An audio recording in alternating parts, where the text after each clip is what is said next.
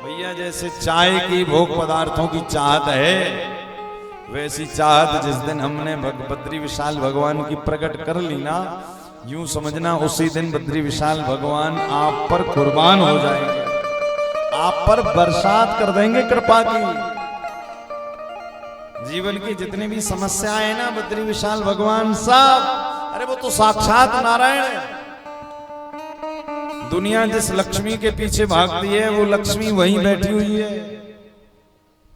लक्ष्मी जी नहीं तो जिद करके भगवान नारायण से बद्रीनाथ मांगा था कि हमें ये शंकर जी से चाहिए। भगवान नारायण ने कहा भाई किसी दूसरे का घर हम कैसे कब्जा कर लें? तो लक्ष्मी जी ने कहा शंकर जी के पास कौन सा कुछ है, इन्हें भगा नहीं तो बस है।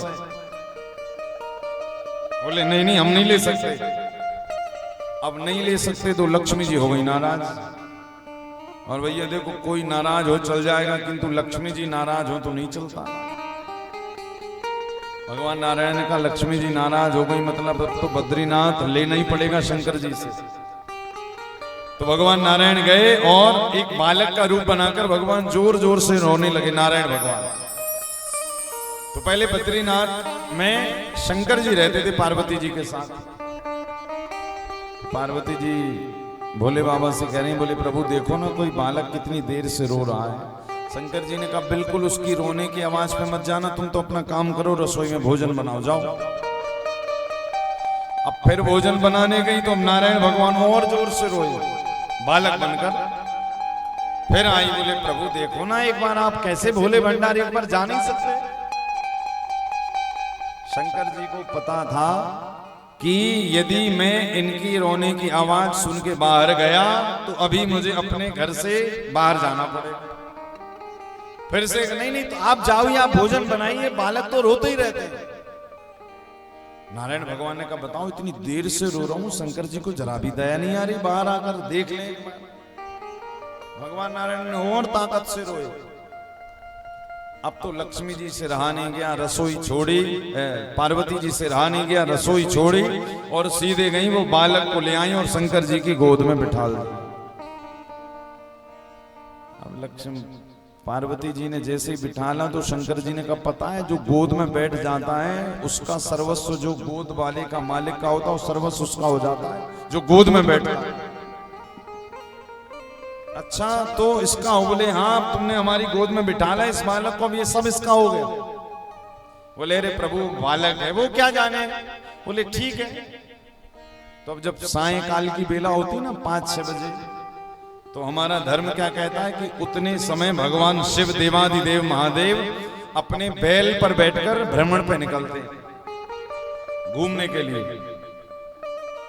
लक्ष्मी जी एक बार भगवान नारायण से कहने लगी कि प्रभु ये शंकर जी को देखो, शाम होती है 6 बजते हैं और ये बैल पर बैठकर निकल जाते, इनके घर में कुछ है वे नहीं, वो बस निकल जाते।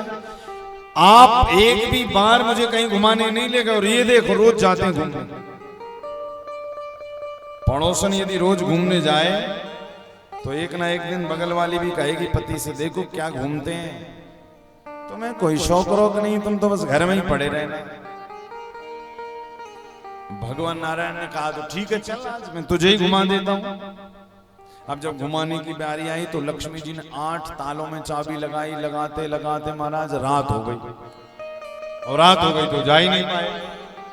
तो भगवान नारायण ने कहा यही कारण है, ये लोग रोज घूमते हैं क्योंकि शंकर जी पे कुछ है ही नहीं।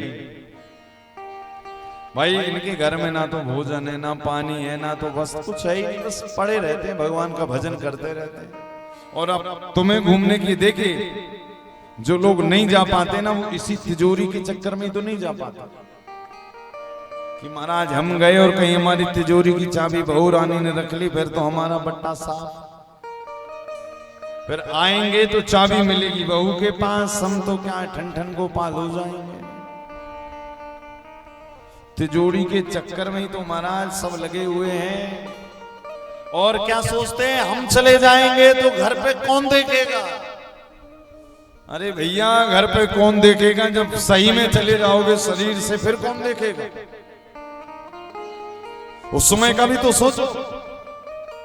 उस समय तो जब ठाकुर जी की वो है ना दासी मौत जब आएगी तब उससे नहीं कहोगे कि अब कौन देखेगा। उस समय तो जाना ही पड़ेगा। मैं सदा एक कथा सुनाता हूं कि एक बार एक कुत्ता बैलगाड़ी के नीचे चल रहा था। ये हमारी आपकी कथा है, खूब ध्यान से सुनना। अब कुत्ता चल रहा था बैलगाड़ी के नीचे। अच्छा, जब जब कुत्ता रुके तभी तभी संयोग से बैलगाड़ी भी रुक जाए। एक बार, दो बार, तीन बार, तो कुत्ते को लगा कि अच्छा बैलगाड़ी मैं ही चला रहा हूं। क्या लगा कि बैलगाड़ी मैं ही चला रहा हूं। तो कुत्ते ने कहा, अरे गजब, बताओ, मैं इतना सा कुत्ता और इतनी बड़ी बैलगाड़ी चला रहा हूं, तो जरा उसने अपनी कॉलर वॉलर चढ़ाएगी। वाह रे मैं। अब 4-5 बार और हो गया। फिर एक बार एक जगह फिर बैलगाड़ी भी रुकी, कुत्ता भी रुका। अच्छा, कुत्ते को आ गया अभिमान, क्या कि बैलगाड़ी नहीं चला रहा। तो एक जगह ऐसा हुआ कि बैलगाड़ी अपने पहियों पे चली गई, कुत्ते बेचारे अकेले लेके बोले, अरे राम राम, मैं नहीं चला रहा हूं, वो अपने पहिए पे चल रही है। यही दुनिया का भी हाल है कि भैया दुनिया तो चल रही है, चलाने वाले हम और आप कुछ भी नहीं है। ये तो अपने आप ही चल रही है। ये तो चक्र है ना, ये चल रहा है। पृथ्वी तो घूम ही रही है। अब आप कहो हम घुमा रहे हैं तो आपको पागल ही कहेंगे लोग। और घर के चक्कर में क्या सोचकर कि हम चले जाएंगे तो क्या होगा, छुट्टी नहीं मिलेगी। अच्छा, अब तो एक और बहाना आ गया लोगों पे कि महाराज चुनाव में ड्यूटी लग गई तो, भैया नहीं लगी तो, लग गई तो ये तो आप कह रहे हो, नहीं लगी तो।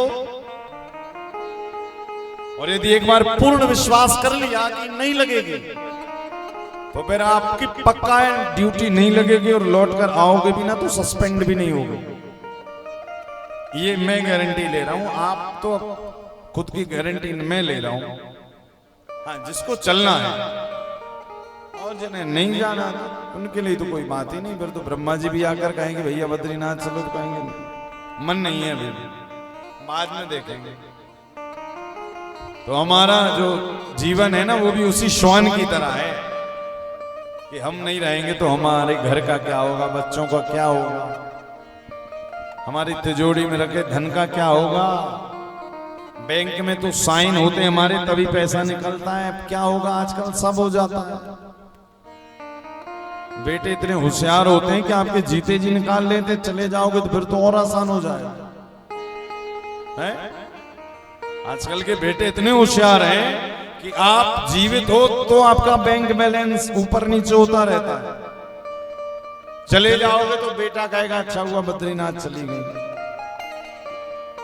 तो जो भी भक्त चलना चाहते हैं तो शंकर जी गए भ्रमण पे, और जो छोटा बालक था ना वो नारायण भगवान के रूप में प्रकट हुए, लक्ष्मी जी को भी वहीं बुला लिया। जब लौटकर शंकर जी आए तो पार्वती जी से कहा कि अब हमारे घर पे कब्जा हो गया, देवी यहां से चलो। कहा किसने ले लिया? कहा वही बालक जो रो रहा था ना, वो साधारण नहीं था, वो साक्षात नारायण थे। तब भगवान देवादिदेव महादेव केदारेश्वर भगवान नारायण ने कहा प्रभु आज से तो हम बद्रीनाथ में रहेंगे, किंतु आपके लिए इससे भी ऊंचा केदारनाथ। और जाते जाते भगवान केदारेश्वर कहकर गए कि जो जीव कलिकाल में जीते जी अपने शरीर से बद्रीनाथ की यात्रा करेगा, बद्रीनाथ में आकर ओम नमः शिवाय का जाप करेगा, बोले उसे केदारनाथ आने का पुण्य फल प्राप्त होगा। ये भगवान शिव ने स्वयं आकाशवाणी कर दी, स्वयं कह दिया। तो अब जरूरी नहीं है कि आप बद्रीनाथ गए हो तो केदारनाथ गंगोत्री यमुनोत्री जाओ ही, जरूरी नहीं है। आप बद्रीनाथ चले गए ना, आपने समझ लो चारों धाम कर लिए।